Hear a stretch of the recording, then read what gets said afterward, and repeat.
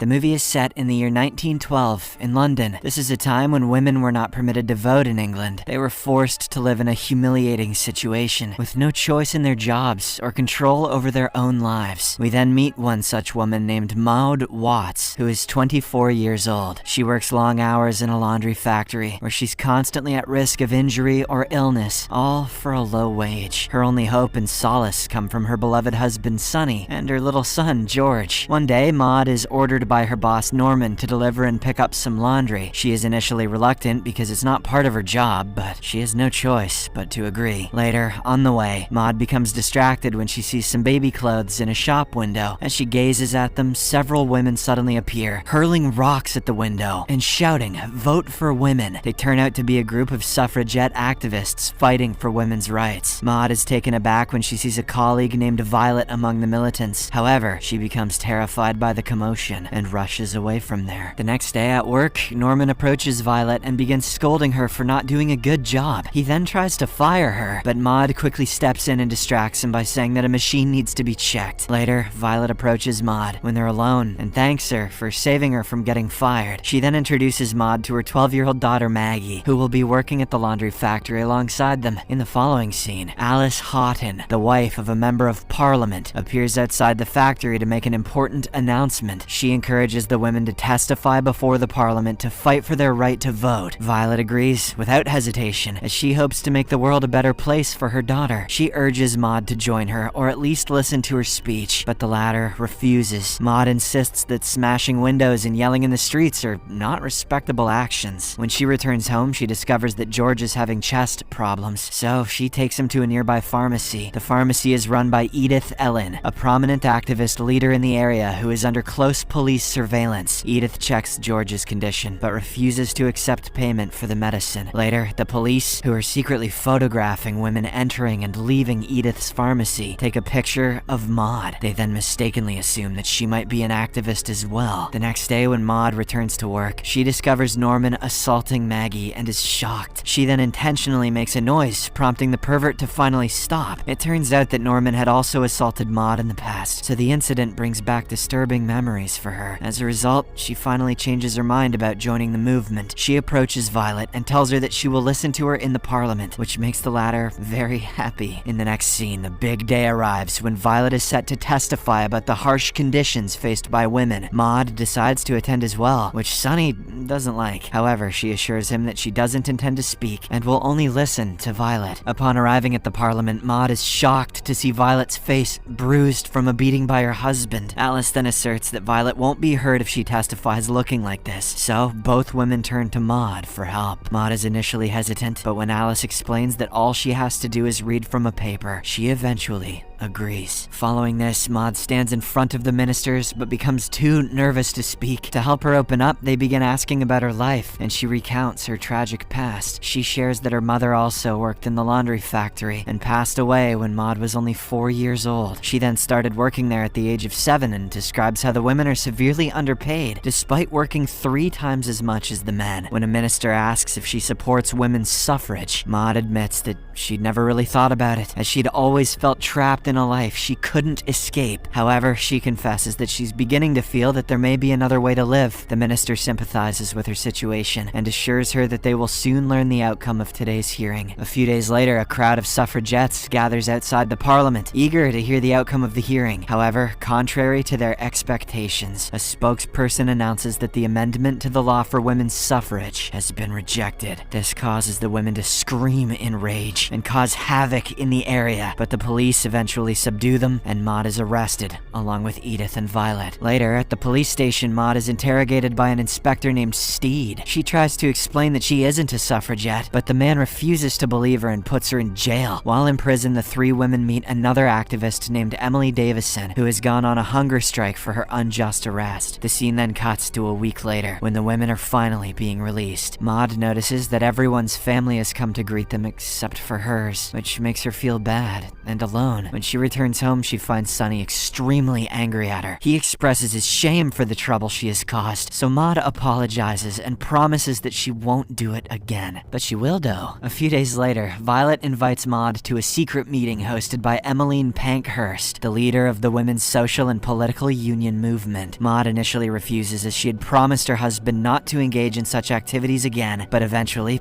changes her mind. Together with Violet and Emily, she then heads to the location where the movement is set to take place. Shortly after, Pankhurst appears at the window and delivers an inspiring speech, urging everyone to keep fighting for their future. However, not long after, the police find out about the gathering and rush to the scene. Those women are talking about being human beings again. Pankhurst, who is guarded by her supporters, manages to leave the scene, while Maud and her friends are arrested once again. This time, the cops don't imprison them, but instead drop them off at their homes in a police van. When Maud gets home, she finds Sonny angrily waiting for her. He is furious that she humiliated him once again and kicks her out of the house. Maud begs him to let her see George, but Sonny refuses to open the door. With no other option, she goes to ask Violet for help, who manages to arrange a cheap dormitory for her to stay in. Despite all of this chaos, Maud continues to work in the laundry. The police become more watchful as the women's movement gains momentum every day. One evening, they publish photos of Maud and her friends in a newspaper, officially declaring her a suffragette. This causes all of them to be humiliated by their neighbors and family. When Maud arrives at work, Norman approaches her with the newspaper and fires her from her job. Overwhelmed by the anger she has been harboring for so long, Maud explodes and presses a hot iron into his hand. Because of the incident, Maud is arrested once again and taken to the police station. There, she is approached by Inspector Steed.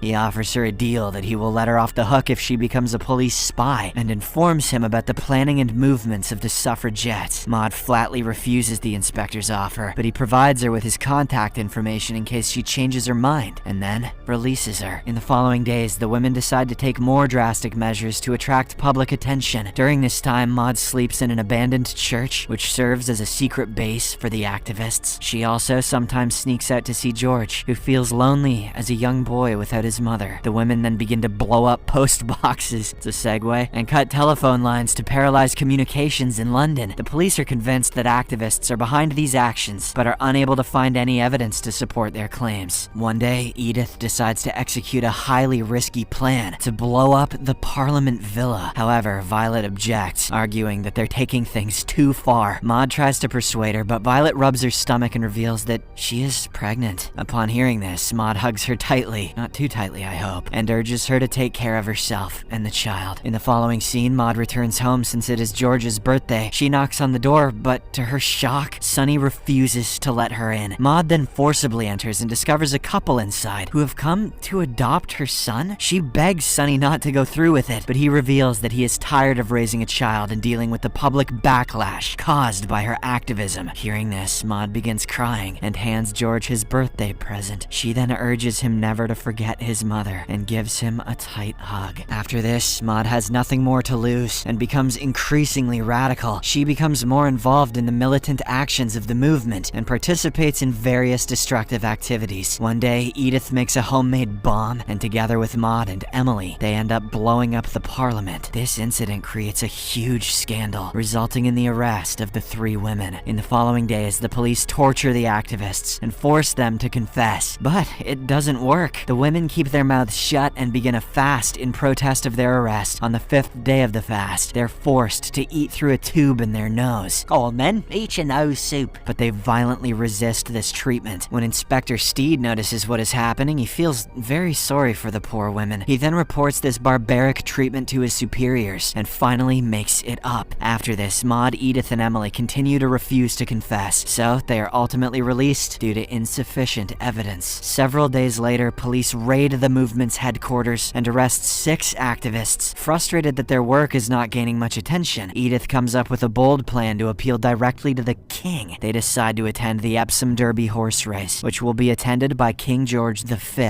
They plan to stand in front of the cameras with signs and banners advocating for the right to vote for women. The group then spends days preparing for the event, making flags and banners to support their cause. After some time, their big day finally arrives, and the women are incredibly enthusiastic about the event. However, when Edith goes to a pantry room in her house, her husband takes this opportunity to lock her inside. She has become too weak from starving in prison, so he is genuinely worried about her health. Although he has been understanding and supportive of his wife's activities up until now, he doesn't want to let her die. When Edith fails to show up at the appointed place, Maud and Emily head to the racetrack alone. Meanwhile, Inspector Steed arrives at the Hideout Church and finds a newspaper about the Derby race. He realizes what is happening and decides to go there to stop the activists. The scene then cuts to the race course, which is crowded with spectators. Maud and Emily spot the king and try to enter the paddock, but unfortunately they are denied entry by a security guard. They don't make it to the royal sector, but Emily refuses to give up on their plan. Next, she checks the location of the king's stand and the media cameras, then pushes her way through the crowd. Maud becomes very worried for her friend and chases after her. Soon, the race begins, and Inspector Steed arrives at the scene looking for the activists. In an unexpected turn of events, Emily moves to the front of the course, where the king can see her clearly, and leaps in front of a horse racing at full speed. She shouts at Maud not to give up and to keep fighting for their rights. Unfortunately, the horse knocks her off her feet, and she soon passes away while holding a flag that says women's right to vote. Maud is devastated by the loss of her friend and leaves the place in tears. As soon as she arrives in London, she heads to the laundry factory, where Maggie is still working very hard to support the family. She then rescues the little girl and takes her to the house of Alice Houghton, where she can work safely. In the final scene, we learn that the movie was based on true events in Britain. Emily's death was widely covered in the newspapers, bringing international attention to the fight for women's suffrage. Thousands of women attended her funeral carrying white lilies, and public opinion began to change. Maud and others continued their activism, and in 1918, women over the age of 30 were granted limited suffrage in Britain. The activist struggle eventually paid off in 1928, when equal suffrage was granted in the nation. After that, other countries granted women's suffrage one after the other, with Britain becoming a pioneer in recognizing women's social status.